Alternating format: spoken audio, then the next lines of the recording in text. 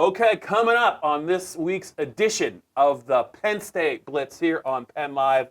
A lot of ground to cover. We're going to start with decision day for Julian Fleming, the five-star from Pennsylvania. He's made his announcement as far as when he's going to pick his school, May 31st. Which is he leaning Penn State's way? Is there another Big Ten team still in the picture? We're going to talk about Caedan Wallace and Jaquan Brisker, two true freshmen who are going to maybe impact the Penn State team in August practices and also in the fall. We'll also look at, guess who's number 10 on Athlon's list of Big Ten quarterbacks? It's Sean Clifford. Do we agree with that? And finally, the ever-popular Penn State Mailbag.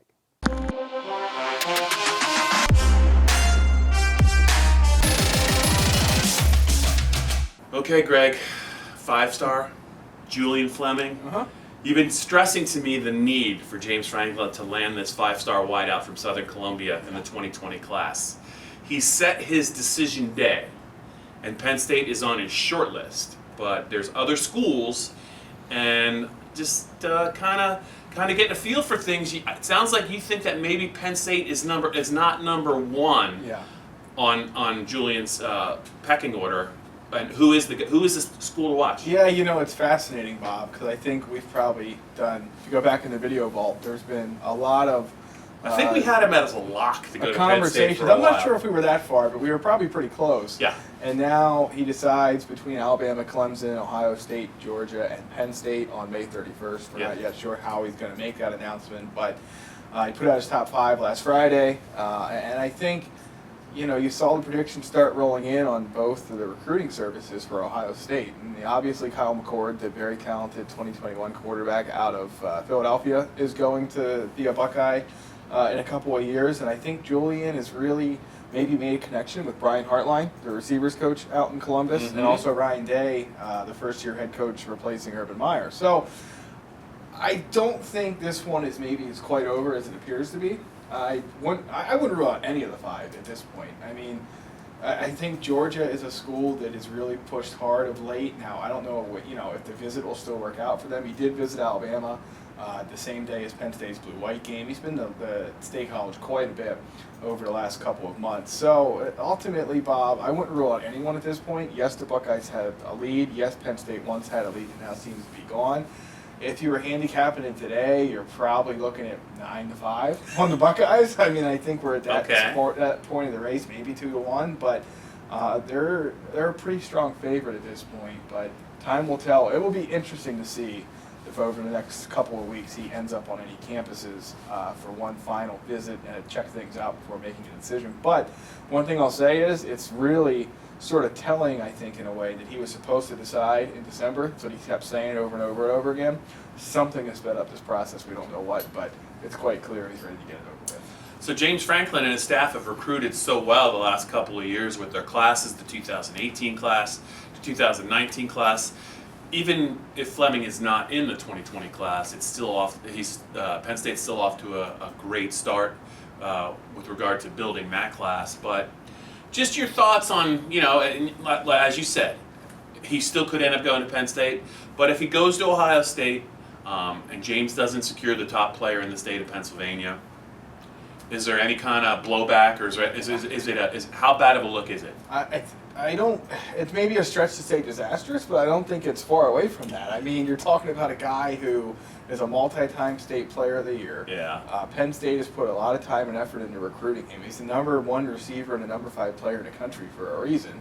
And now you're going to have to face him 3 to 4 times, at least, in the next next few years if he goes to Ohio State. So, not to mention the fact that he's a Pennsylvania kid that doesn't live too far from campus, and it's not like he goes to Penn State's notoriously had trouble getting kids from Aliquippa or some, there's some schools in Pennsylvania that even if they have the top player or top 5 player in the state, Penn State doesn't always get those guys. But Southern Columbia is not exactly a hotspot for FBS talent at this level. So it would not be great, and it would be, another indictment of the David Corley era, quite frankly, because Penn State receiver play was a struggle in 2018. I don't think there's any way around that fact. And to say it's the end-all be-all for why Julian Fleming might pick elsewhere, certainly not. But at the same time, a lot of schools are, I'm sure, using that against Penn State, and just the fact that, it was a struggle for that group last year, and what is the future of it? And what is the future of Ricky Ronnie as Penn State's offensive coordinator? Maybe it's unfair, but recruiting's never fair, as we well know. So time will tell. I think Penn State, I want to say they'll get him back on campus before he decides. I think, they're certainly going to work as hard as they can. They can host kids and they can go see kids until he makes his decision. That's actually the last weekend to be out on the road. So time will tell, but, if you're going to lose him, I think you'd rather lose him to one of the other 3 schools in Ohio State. So you're telling me, Greg, that in 2 years or maybe in a year from now, if the Penn State fan base has to watch Penn State play Ohio State with Julian Fleming at wideout and Josh Fields, a Penn State decommit. Justin Fields. Josh Fields was a baseball player for the White Sox. Justin Fields at quarterback, a Penn State verbal at one point. It's just not going to sit well. No, it's not. I didn't really put those 2 things together, but no, that's not going to go so well. But look, like we said, I don't think Ohio State is a lock at this point. I don't think that. I'm just messing with the Penn State fan base. And I don't think Penn State is completely out of the running, but they got some work to do. It's a little more than 2 weeks out. It's on a Friday. That's always a good thing. So it's gonna get a little intense, I think, on May 31st, and it would be not a great way to close the month for Penn State. That was a long topic, but I mean, Julian Fleming is a 5-star. That now that there's some uncertainty, I think we had to kind of really go into a little bit of detail about that. But let's move along to a couple of guys that Penn State has secured the services of. That they've been able to kind of enroll a little bit early, not January early, but on campus now, I believe. Caedan Wallace, prized offensive line prospect, and Jaquan Brisker, prized JUCO safety prospect. Maybe let's talk a little bit about what they gained from maybe getting on campus now, and maybe how that will affect them and in their bids to play in their first year with the Lions. Yeah, Dwight Galt really raved about, and look, of course he did. I mean, if he could get he's a positive guy, man. But if he could get these kids on campus in December before they start their career, he would take them. He did mention last year that when they brought 4 guys in for the start of this semester, he was a little bit worried about it's a unique time, shall we say, for Penn State, because they've never really done this before. There's other schools that have had kids come in at this point. Penn State's always been late June. So it was a little bit of an adjustment from what they're used to, but clearly, one guy that made big strides, I think, because of P.J. Mustafer. He was a part of that group that came early last year. So with Wallace, I don't think you do either, that we'll have to see him on the field this year. Brisker certainly gives himself an extra couple, 6 weeks to get into the weight room, get into the playbook, be on campus around the coaching staff, and meet some of his teammates before summer camp comes around, and it's going to be him, Lamont Wade, and Jonathan Sutherland fighting for time next to Garrett Taylor. So it's 2 guys that, like we said about Wallace, it's hard to envision him on the field this year, but Brisker certainly will be. Yeah, I think if Wallace is on the field this year, it means somebody got hurt. That's not a great sign for Penn State. Somebody's probably. Not that Wallace isn't a top prospect, because he was one of the highest ranked players in their class. As far as Brisker goes, he certainly can push for playing time on defense this year, and I think getting on campus sooner rather than later is going to help him. But I think at the very least, he's a guy that's going to show up on special teams and then kind of maybe build his case from there. Penn State can always use more help on their special teams coverage after last year's fiascos against Appalachian State and Kentucky, the punt return touchdown against Kentucky, kick return touchdown against App State. So coverage is a big deal. So I think he's definitely going to play this year. I'm not sure where he fits in the secondary, but they got 2 more guys on campus, and we'll just see what James Franklin has to say about those guys, around the 3rd week in August. We have no updates on Tommy Stevens as far as where he's headed. As of Tuesday afternoon. As we talk about it at Tuesday at lunchtime. But we're going to mention Tommy because we're going to mention Sean Clifford, who is... It's like a Miles Sanders, Saquon Barkley deal. Barring a huge surprise, he's going to be Penn State's quarterback now. And he had, I think, by all accounts, he had a real solid spring. He did some nice things last year as a redshirt freshman in mop-up time. When Trace was out of the game and Tommy was hurt, he definitely has a live arm. So he's going to probably be the starting quarterback, barring an injury or a surprise. Did it surprise you, though, as now that the college football magazines are coming out with their predictions? I believe it's Athlon magazine has him ranked, as far as I know, there's 14 teams in the Big Ten. And Sean Clifford was their number 10th ranked quarterback. What do you think about that number? I mean, let me hit you with a pre-mailbag question, Bob. Where would Tommy Stevens have been in this rundown? Do you think 5, 6, 7, maybe? Yeah, Here's I think the question. Yeah. How much more do you know about Tommy Stevens as a starting Big Ten quarterback compared to Sean Clifford? How much more? Because he did a whole lot at Penn State.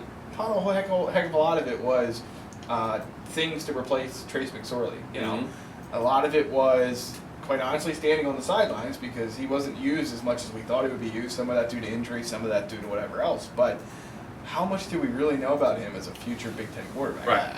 I don't know. I think this isn't a bold prediction, but I think the unknown's probably hurting Sean. Yeah. But I feel like going into the season, just having seen him a little bit, watching him throw the ball, to me, he's somewhere in the top 6, probably not at the very top. Obviously, Shea Patterson, the Ohio State quarterbacks, even the Nebraska quarterback Martinez had a nice year last year.